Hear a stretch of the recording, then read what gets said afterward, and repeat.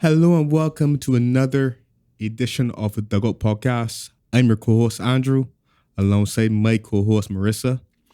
And as you can see, I'm excited to resume my duty, my position as head introducer of the show.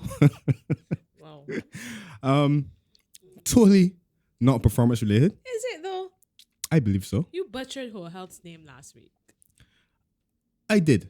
But in my defense, I think I probably misheard you when you said the name of the pharmacy. I see.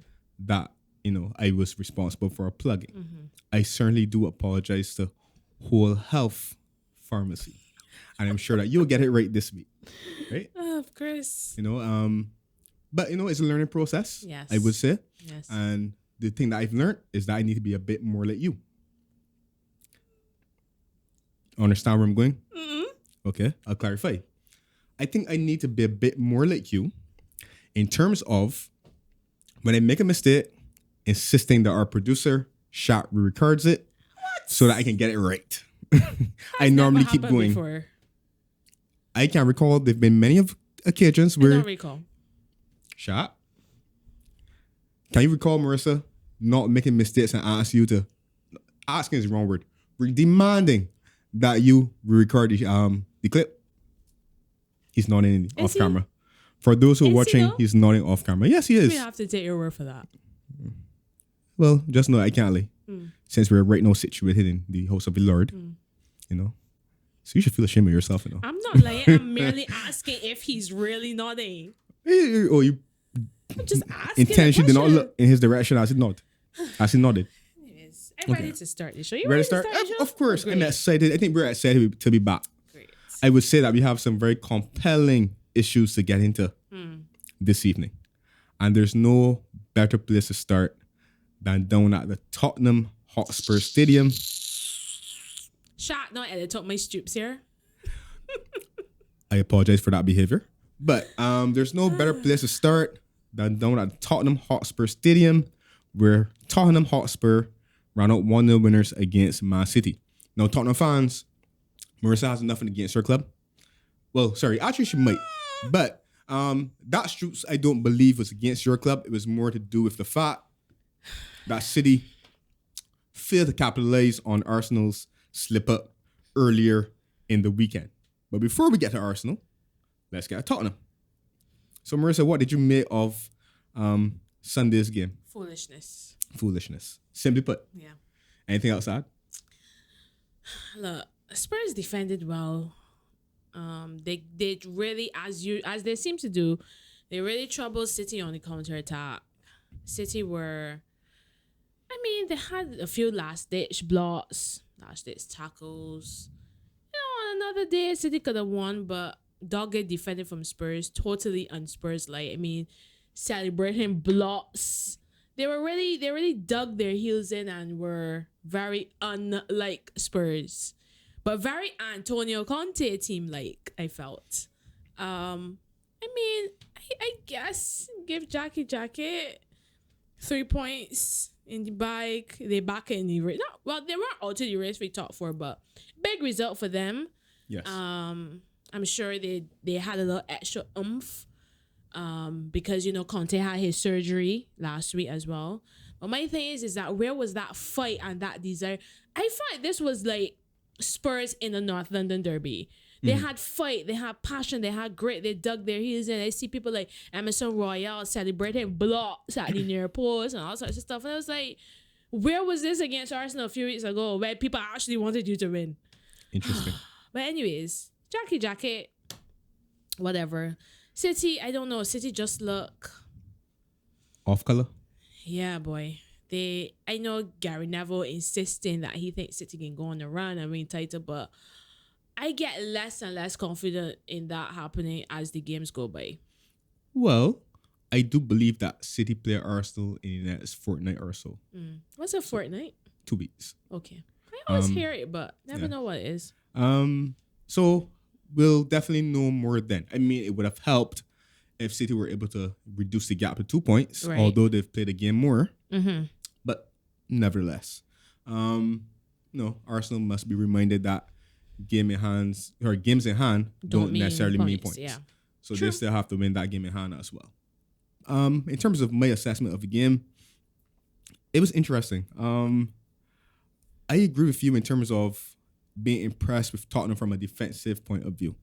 And we've spoken about it many a times where we know that City's weakness is that they do have a vulnerability to the counter-attack. I found that City actually started the game brighter than Tottenham did. They did. Had most of the ball before actually testing Lloris in goal.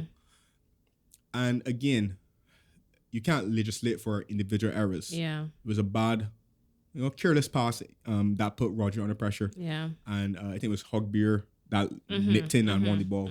And then Supply came with the pass for the goal. And from that moment on, Tottenham always carried a threat on the counter. I think Tottenham were galvanized by the home support as well. It was really, really good. Yeah. Really, really loud and noisy in the stadium. Like the fans were really up for the game. Yeah.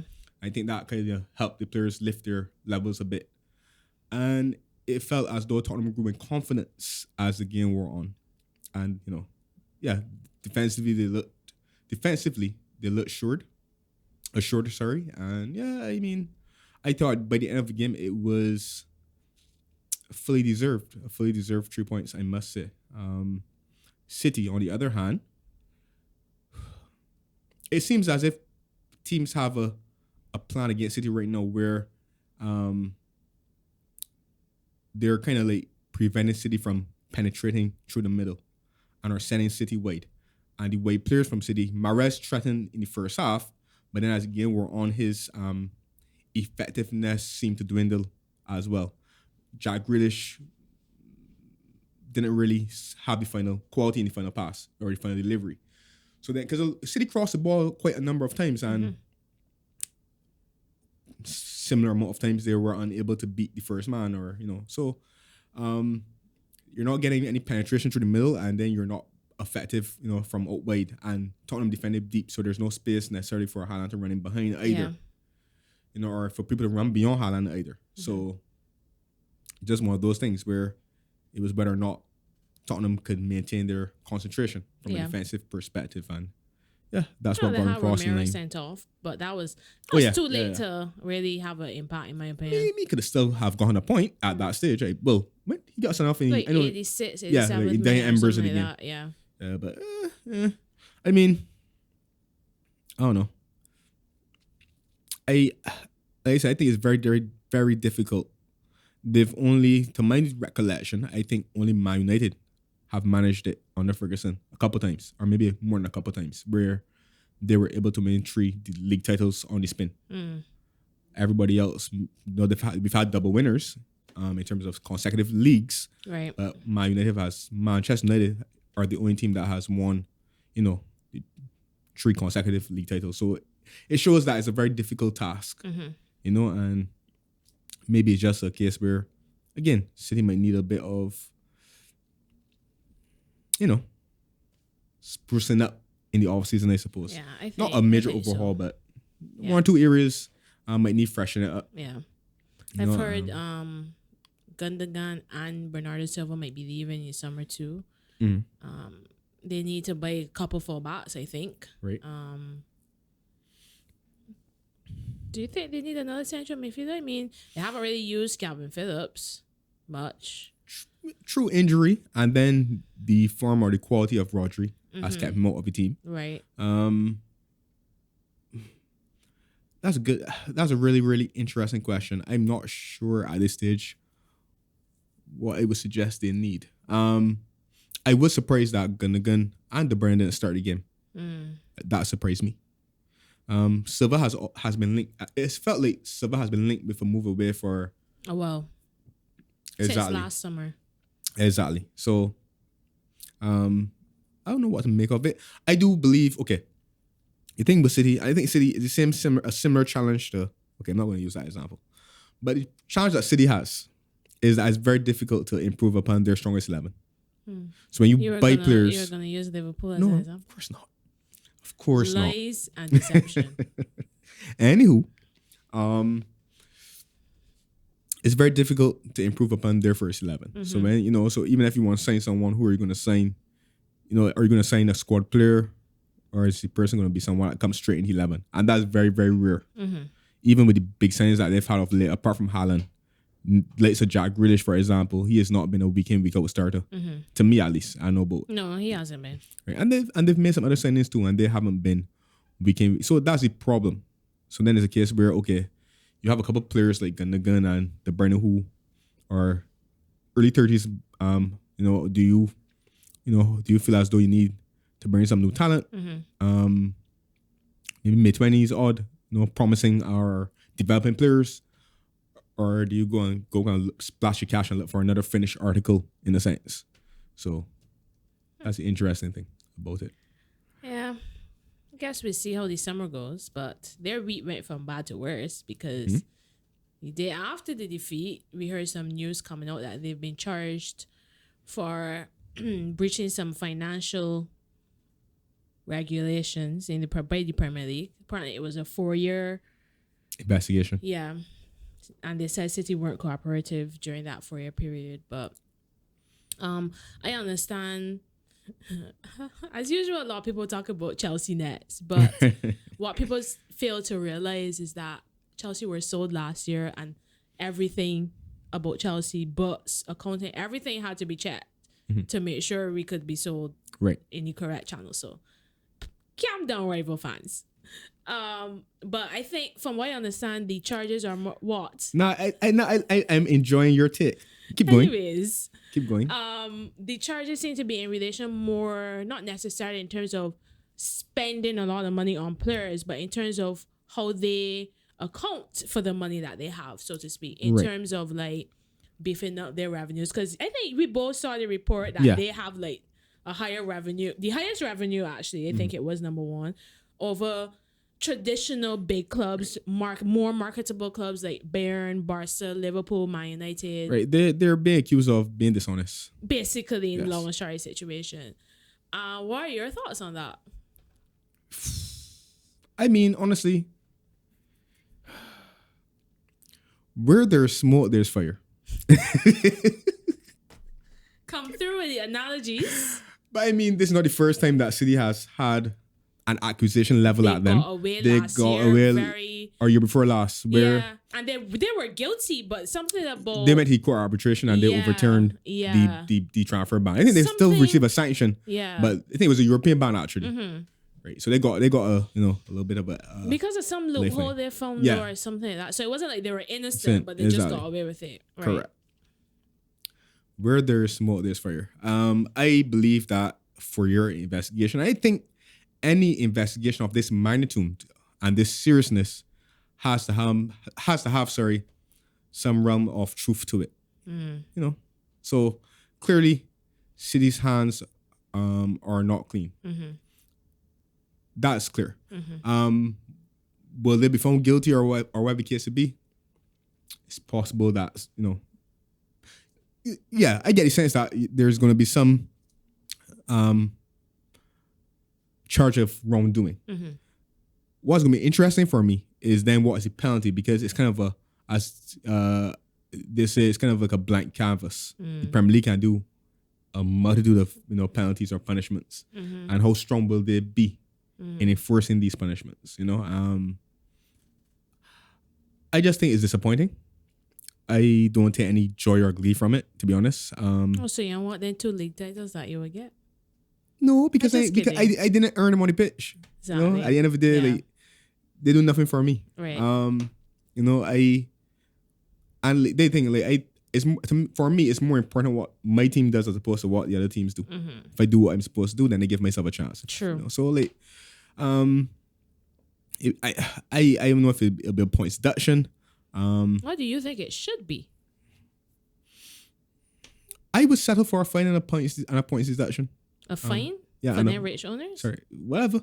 And a points deduction. I definitely am not in favor necessarily of being demoted to the championship. Like everybody calling for the. They would, right? But again, I can't see that happening. Well, I shouldn't say that because I don't think they will. Something similar happened to Juventus before. Yeah, but I But think that's they match got fixing. a point deduction, didn't they? No, in the 06 they got they were relegated to Serie B too. Oh, I actually But what didn't happened know. was that some of their star players at the time, like Buffon, for example, they stayed and brought them back up. Oh, okay. Yeah, they only spent one season in Serie B. Okay. Yeah. Do you think that will really happen though? Do you think the Premier League, the FA has the guts? That's what I'm saying. I'm not sure To do that. they have the cojones to enforce such a serious sanction on City. So for me it is a wait and see what happens. Right. But I'm just gonna be honest. I take no glee, no happiness, no. It's Your like, face says different though. no, it You doesn't. got that little subtle. No, because I smug on know, your right? I face. know that somebody can come and get an argument with me, and in my friend circle, and then you might pull out Tom lashing on them. Okay. But I don't know. How do you feel? I think I agree with you. I think where there's smoke, there's fire.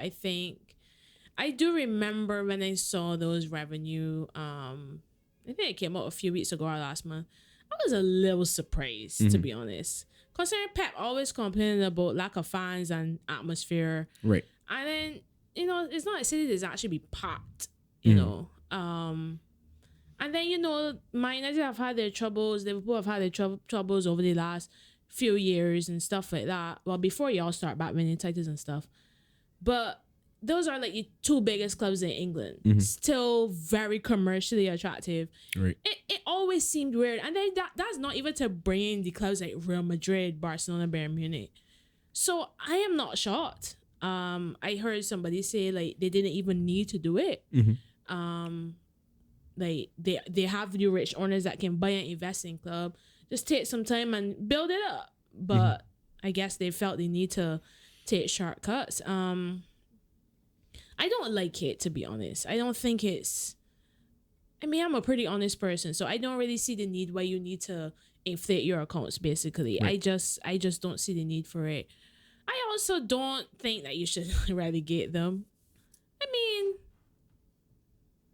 with a points doesn't a points deduction seem like a slap on your wrist though? That is my only thinking. Depends on how severe the points deduction is. So, for example, these are 100 charges over 9 seasons. That's a long time. Yeah, I mean, like points deduction. Or you could possibly also ban them from European qualification too, regardless of where they finish in league. Maybe for like 2 years. Yeah, exactly. Yeah, you could do something like that. I think that will hurt. Right. More than anything else. But the points deduction would mean points deduction. Seriously, if you said they start next season with a minus, let's say 20 or 25 points, they come in the first, how many games? 10 games, they'll still be on 5 points. So. Yeah, that is true. That is true. I don't know. I agree with you. This is a wait and see thing. I don't know what I will want.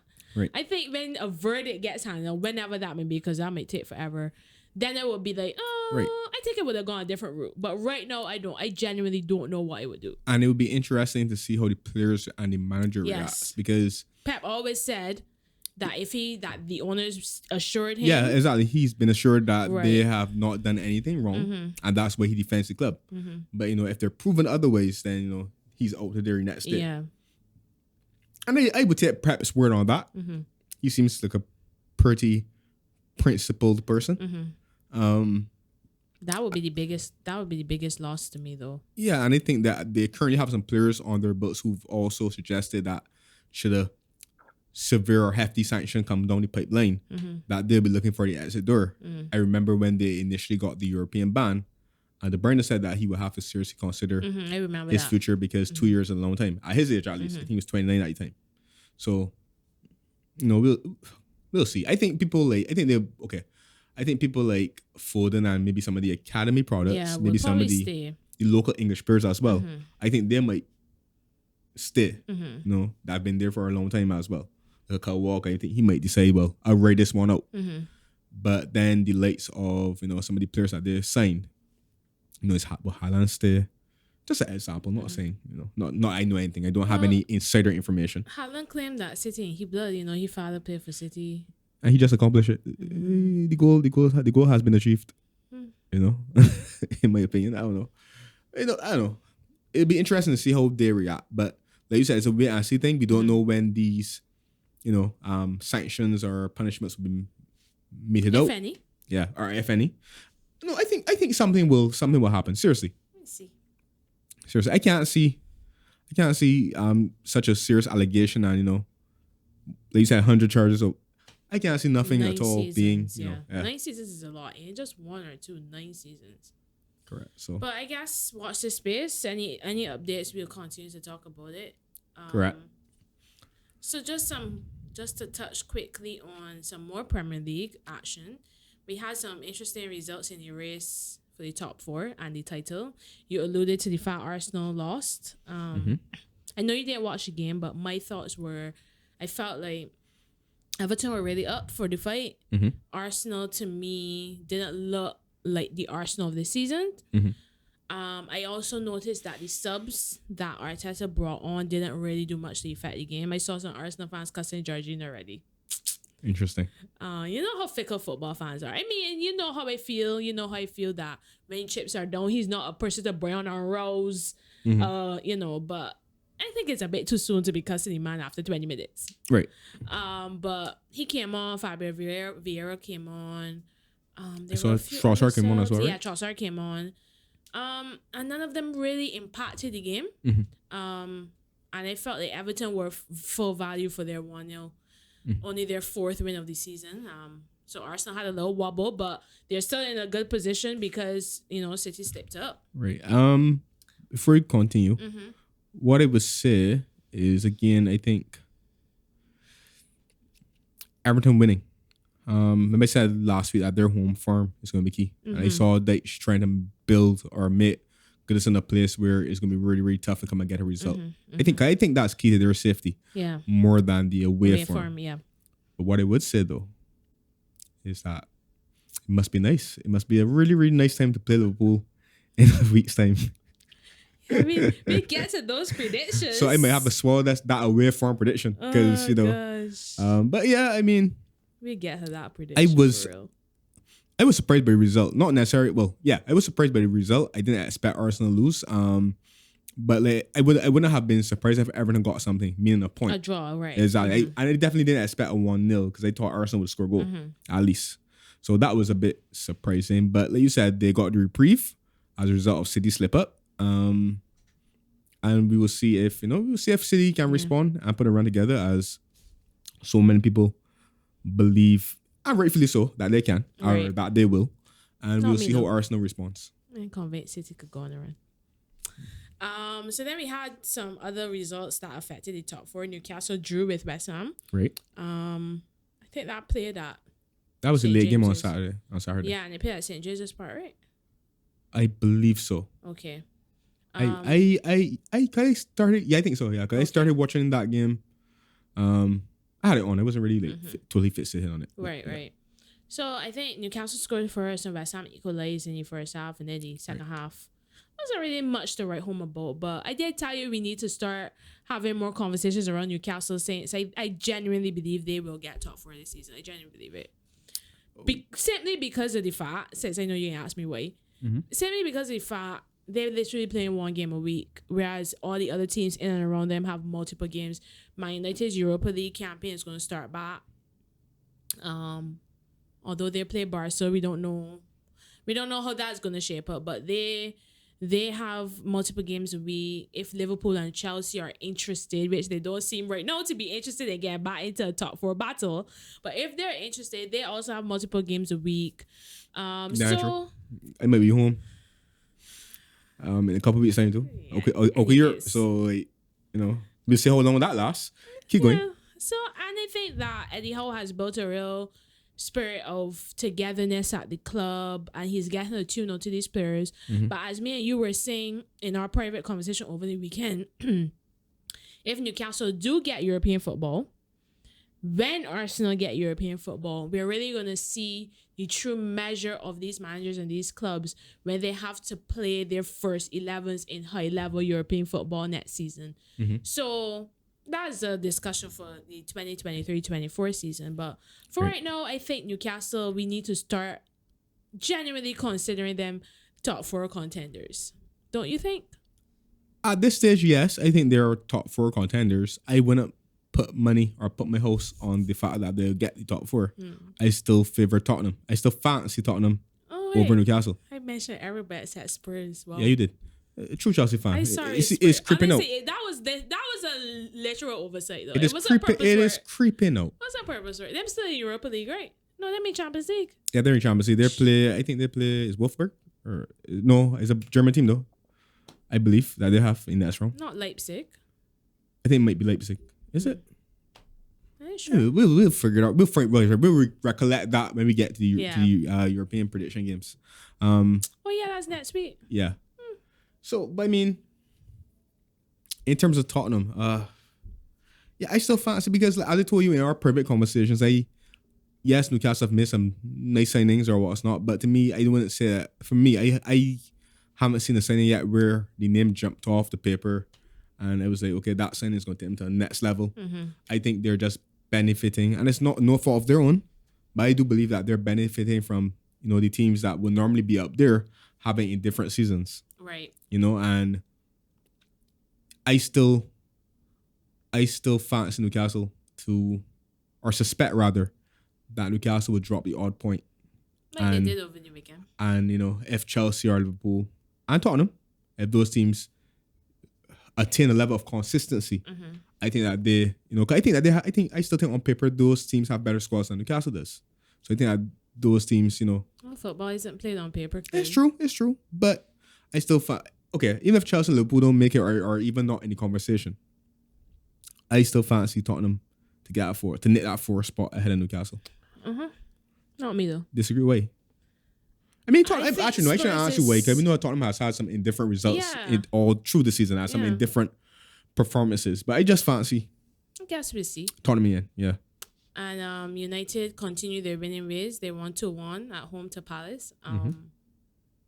Expected result. I think we both predicted United win. Yeah, we did. But they look strong under Ten Hag. They have the Carabao Cup final coming out at the end of the month. Against Newcastle? Yeah, that should be an interesting game. So top 4 battle heating up. Not for us, but for other teams. Yeah. Still kind of lukewarm. Yeah. Not like our water though. Yes, our water is ice cold. Cups compliments Whole Health Pharmacy.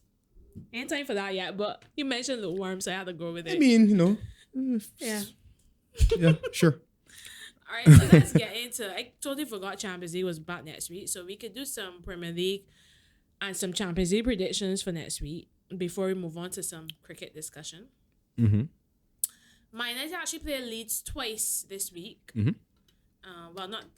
Technically in the game week. Tomorrow, Wednesday, and on Sunday. And we know Leeds have recently sacked their manager, Jesse Marsh. So how do you see those two games going? The first one is at Old Trafford tomorrow, and then the Sunday game is at Ellen Road. It don't matter what price. I think Mario win both games. What's your prediction, sir? 3-0. 4-0. Wow, so you have 3-3. no confidence in your manager bounce at all? What new manager bounce? Did nobody get appointed yet? Yeah. Oh, no. They haven't appointed a new manager yet. They were looking at the West Brom manager. Yeah, he turned but he decided he turned him down. Yeah, exactly. Yeah. Must I say though, I have to say, really, really quickly, I don't agree with sacking Jesse Marsh. Okay. I don't think Leeds were. I think Leeds being in the position that they are, it's simply a matter of quality or whatever the case would be. I think the Leeds squad, it can survive, but it's not a team that's going to be top 10 or top half of the table. Right. Which they're going to be, their boats are just above that zone, that drop zone throughout the season. Peaks and valleys, whatever. And the games that I've seen Leeds play, yes, they've had some very bad games where defense has let them down and they've been too open at times. But they've also had some games where they've been unlucky or, they've had some good results. So I was a bit surprised at this stage, that you will sack the manager, especially after spending money in transfer window on players that he probably recommended. Like Weston McKennie. Correct. So I don't get it. I think that's just a panic. There's no science about who holds their nerve. Yeah. And I feel like that's a panic move from the Leeds board. Yeah. They're not even in relegation zone right now, are they? I know it's tight I down there. think they're above on goal difference or maybe a point above. Okay. Okay. But I think they're winless in the last 7 Oh, in league. Yeah. okay. Their last win was the 5th of November. Against Liverpool? I'm not sure when that game was played, Okay. but it's possible. It just seems like yesterday that they were winning there at Anfield. Does it? Yeah. Feels like a bit longer than yesterday, but fine. Sure. Anyways, the early kickoff on Saturday is Chelsea away at West Ham. Okay. Oh, Chelsea away at West Ham. I'm gonna go for a 1-1 draw. Me too. I would really love, because I mean that the table is, I think literally 3 points would take us all the way up to 6 from 9th. It's so tight right very there. tight, yeah. So, and it would be nice to get a win, but West Ham away, West Ham trying to get itself out of that relegation battle, that's going to be a really, really tough game. So I say 1-1 as well. Spurs away to Leicester. Good gosh. Spurs with Leicester. Are you worried about Leicester? Leicester beat Aston Villa at the weekend. 4-2, Yeah, right? but they're still down there. No, I'm not worried about Leicester. Okay. I would never. Good old No. Brandon there. No? Correct. I would never allow myself to worry about anything that Brennan involving. Just saying. Just when I thought some little bit of sympathy was coming through. Wait. Oh gosh, I know how you feel about Brandon. So, Sympathy for Brendan Rodgers. anyways, Right, Spurs are home. Spurs away to Leicester. I'm gonna go with a 2-1 Spursman. I'm inclined to say that as well. Okay. I can't remember the last time I predicted a Spurs win on this show. Arsenal home to Brentford. I'm gonna go with a 3-1 Arsenal win.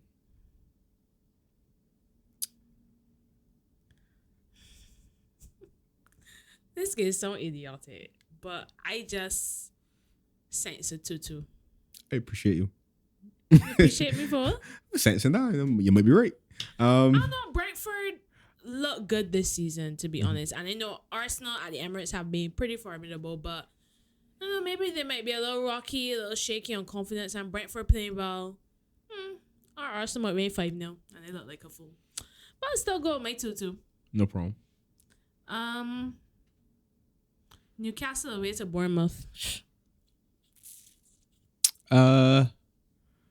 Newcastle to win 2-1. Yeah, I agree. Why am I agreeing with all your predictions? I don't like this. Sure, there's one coming up we disagree with. Sure. On, though. Man City at home to Villa. 2-0 City win. I'll go with 3, man. Liverpool at home to Everton. No. I'm not even gonna venture out into thinking that Liverpool win that match. No. You know what I'm saying? Look, that is so funny for so many reasons. First of all, the speed of that prediction. I've thought about it all week. Oh my gosh. And I don't think I've ever heard you predict on this show a 0-0 draw for Liverpool. Correct. Wow. So no. Wow. I'm actually gonna go 1-1. Well, if Everton score first, that's it though. just so you know. the way Liverpool are playing, right? Nah, everything's just going against Liverpool this year. I just at this point, I just want the season to end. You know? It's always a serious pain. I am. Listen. Oh gosh. When again, never mind. Anyways, Doesn't matter going over it. Never mind. right. How you want to do these Champions League predictions? Just call. You just want to deal with the English clubs. Okay, we can do that. Yeah, and we can all delve into it a bit more next week. Yeah. Well, actually, there's one. There's PSG one. Bayern, Yeah, that's one. Yeah, we gotta PSG mention that Bayern, one. yeah. Yeah, I was about to say.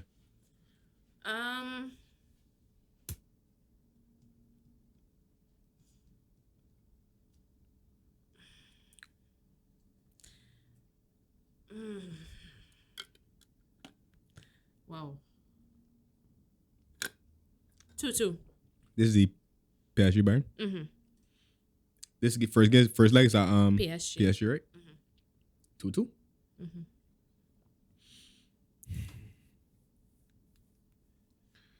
I'll go 2-1 Bayern. was leaning there, but something in me is telling me that it'd be 2-1 I Bayern. still think that Spurs could get someone. It's actually Milan and Spurs are playing. Right, Milan and Spurs. So Right, I know away, somebody. Right. Spurs away at Milan.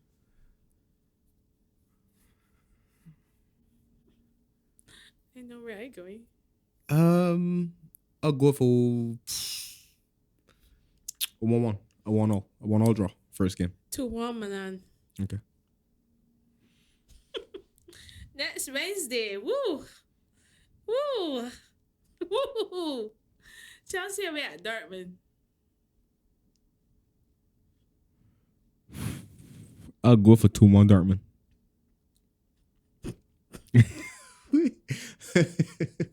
Just because I don't know. I just honestly I just throw out things, right? It's not for any specific reason at this point in time, at least. You know what? I ain't even mad. I go with that too. Okay. But 2-1 still, you're still in it. Sure. Those are the only matches that next week. Yeah. Yeah. Okay. Yeah, the others will be in following week. So we leave that there for now. We'll see how they shape up. I want to ask a question though. Mm-hmm. At this stage, because you can mention it now. Who will be your early favorites for a Champions League?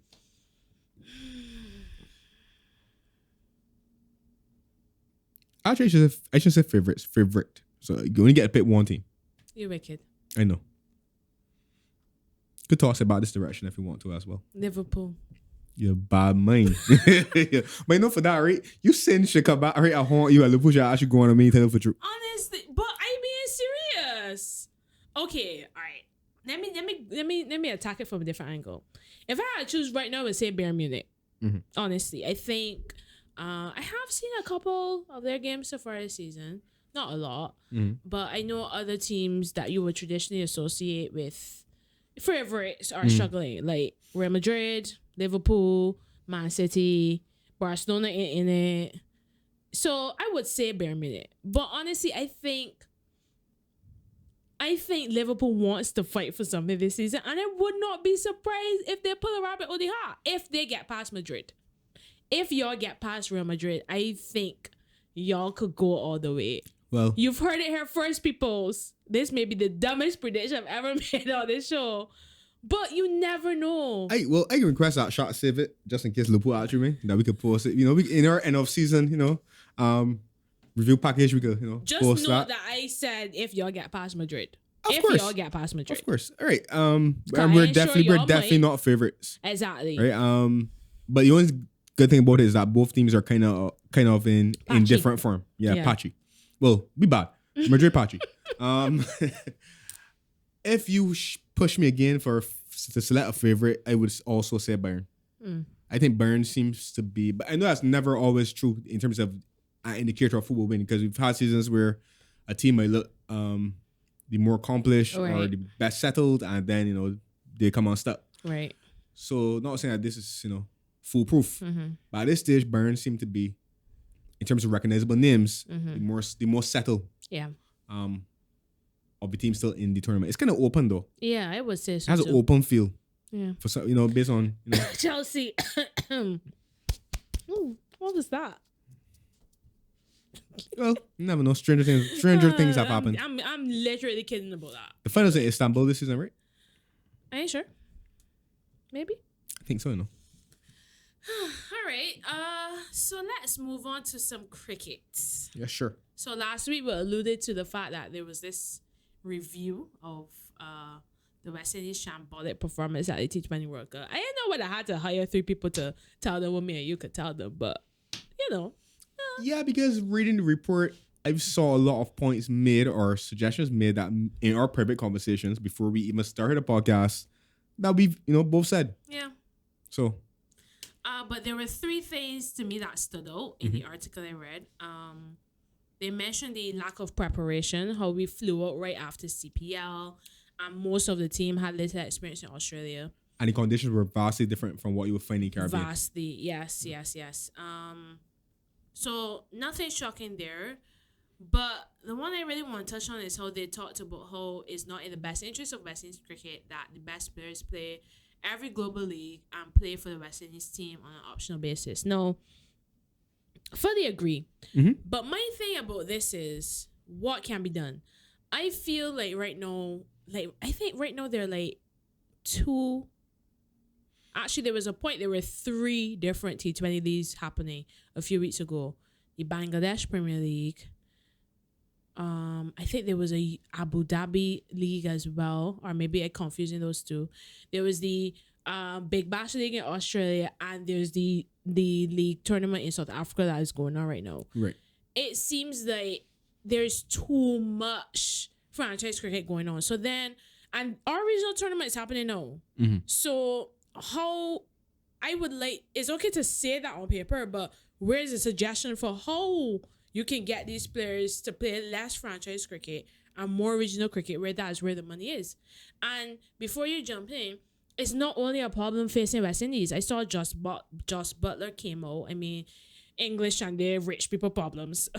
They have so many resources. Ain't that big a deal to me. Mm-hmm. But even he says it's tough when people choose those leagues over England, because I think it was Alex Hales, David Willey, and somebody else that made themselves unavailable for ODI series, I think, in Bangladesh coming up, because they're going to be playing franchise leagues. So it's a problem for all nations to solve, but it hits us harder because our pool is so small. Right. So what do you think can be done? I really have no solutions, because like the article said, I think it'd be pointless to bring some sort of contract that stipulates obligation to play, because then the players will feel as though you're hampering them for financially taking care of themselves in the best way possible. Because at the end of the day, a sportsman's career is relatively short. Yeah. And I'm pretty sure, we all, if we were sportsmen, we want to make the best financial, accumulate the most wealth, as much wealth as we can in that whatever 10, 15, 20 years that we may have available or are able to do so. So I'm not, like this, I think they said some sort of conversation will have to happen, and you have try to find a middle ground. But I'm not sure where the middle ground can be found, because at the end of the day, it's really, really difficult, really hard pressed, to tell a guy or tell a man can't play franchise cricket, or to select representing West Indies in national series or what's not, when one, they're not successful, two, the lucrative offers from the foreign leagues or whatever case it be are so superior to what the WACB can pay. So it's a challenge, and I don't know if there's a solution. That's the thing. Because it's different, because they think it's different when there's a international tournament going on, like the World Cup, for example, because then everybody's available then. And then that's where it becomes a dispute. But if someone plays franchise cricket all year round, although they might be a better player than someone that was playing domestic cricket, the domestic cricketers might feel slighted. Right. Because we were representing the best team all along. And then, this body came up with the willingness and took our place. Right? So I'm not sure what middle ground you can find. For me, the best way forward, I saw one of the suggestions was select a pool of 30 to 35 players and pick this next T20 World Cup squad from that pool. And I would suggest that they do something similar for all formats. So ODI, T20, and Test. There'll be some players who will overlap all three formats. But I believe that should be what happens going forward. And then you have a conversation with each player or sets of players regarding the formats that you would like them to, be available for, and see if, a compromise can happen then. Even if, for example, you don't necessarily insist that they play all the series. So, for example, Zimbabwe or Bangladesh series, maybe let them go and play the lucrative competitions then. But when you play England or Australia, for example, or India, then you ask for your better players or for them to make themselves available. I like the suggestion of having some of the guys who are considered white ball specialists play more test cricket. I think that is a good suggestion. 100% agree. I think that will help. Yeah, that I was coming to that too. But just to touch on what you said, that's not a bad suggestion for me. And I think that it really comes down to a dialogue. Just have a conversation. I know our pool of players aren't that big, but if we can do like I think the article said you pick like 30, 35, but you have this core that you know you want to be a part of it. If you can rotate, like for instance, Jason Holder, for example, to manage his workload, you can say, okay, you can go off and play, make your money, fill your boots, whatever, but we want you available for England, India, Australia, New Zealand, those big series. No disrespect to the other teams, but it's just to help them make their money, but also help us as well. And I think what might even help a suggestion like that would have you become more strategic, because we often see England, for example, England pick players based on conditions and who the opponents are. Right, exactly. Do we do that? No. You know, so like maybe think about it that way. Okay, we're going this part of the world, or where this team is touring here, and this is the attack that they're bringing, or this is the batting lineup that they're bringing. Okay, who can be blood? Who we think on paper, yes, you know, in our fantasy, in our imagination, might be more effective against that team. Exactly. And, you know, that might help to, you know, allow for the rotation in some respects. True. You know, that you want. So those are things that they can potentially do going forward. The Test cricket thing, I 100% agree. I think Test, and Ian Bishop has been beating this drum for years actually, about how our white ball game is suffering because most people in our white ball team don't play Test cricket, and Test cricket helps with your mental fortitude. You have to concentrate for long periods of time, and that for me is what our players need. I don't know how it's going to work because, as I said, we have a Test series going on in Zimbabwe now, and then South Africa is next, but we have Puranj, even Shea Hope now has a deal in the Bangladesh Premier League. We have these players off playing T20 franchise cricket. So for me, as much as I say a dialogue, I personally think there's too much cricket being played, just like how I think there's too much football being played. I like watching it, but we still need to understand these people are human beings. Why do you need to have 3 and 4 T20 leagues going on at the same time? Because then what happens to is that I haven't even bothered to watch any, because to me the best players aren't even playing in those tournaments because they literally got a split. Like, okay, Bangladesh Premier League, South Africa Premier League, who am I going to choose? Okay, well, I'll go to South Africa Premier League. And if I like the players there, I'm going to watch that more than the Bangladesh Premier League. So I just think there's too much cricket being played.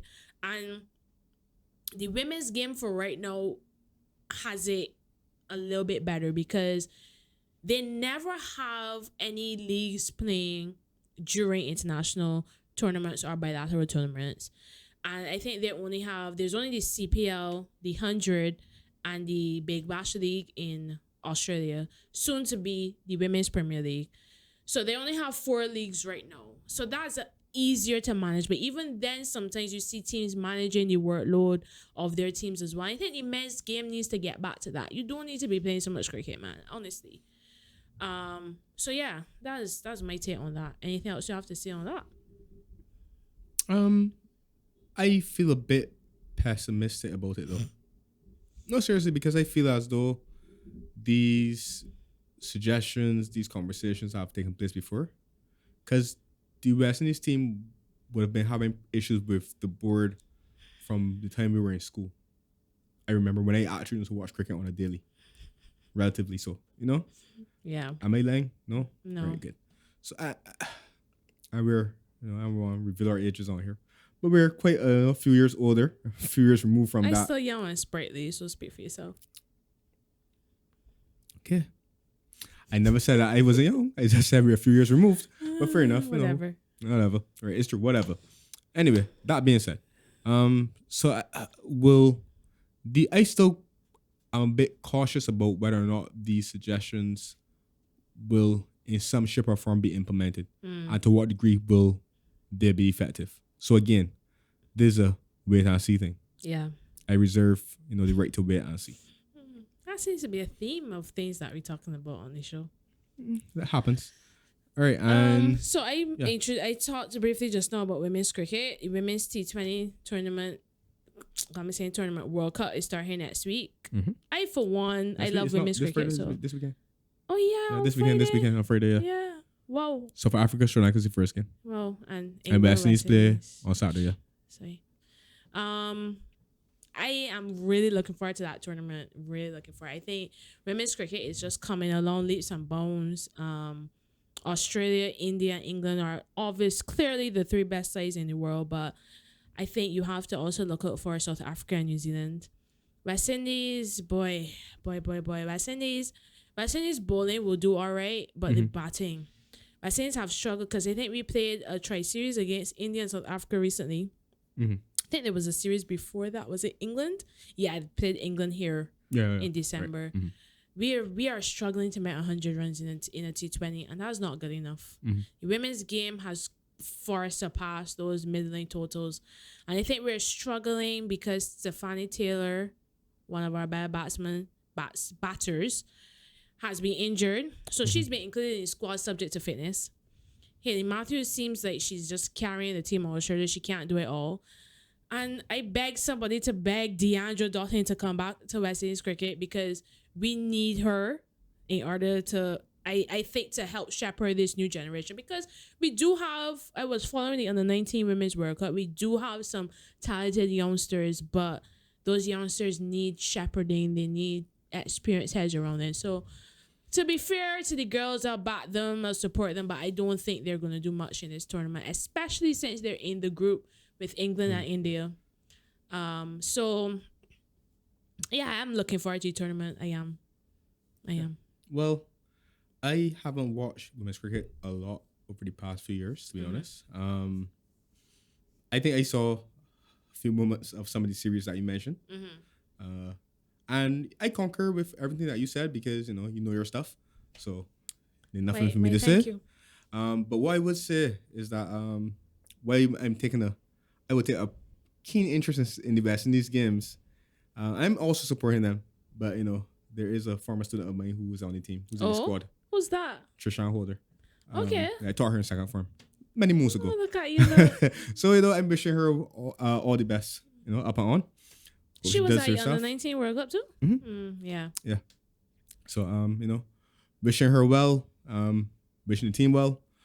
And I will, again, wait and see. Because if we talk about the games or what's not, then I'm going to try to watch a few. Yeah. We'll probably touch on them in the shows that we have, Yeah, so I would definitely give you my assessment on, you know, like you said, maybe they're not a title contender, but I would definitely give you my assessment as I watch the games on where I think the ceiling is. Yeah. So that's it for us today. Yep. Another good show. Hope so. So as usual, you can follow us on the Dugout _podcast and at our individual handles, Marissa Simone 91 and Drew 9106. Also Whole Health Pharmacy, who supply our wonderful hot and cold mugs. People are actually ordering them, you know, because they in addition to being very useful for cold and hot stuff, they look really nice, especially with a sticker on it and everything. So it is true. Variety of colors and everything. But this isn't all Whole Health sells. They also sell those. No, I think those are all gone. But they do sell regular mugs, regular coffee mugs. They also carry some fitness watches and of course medication.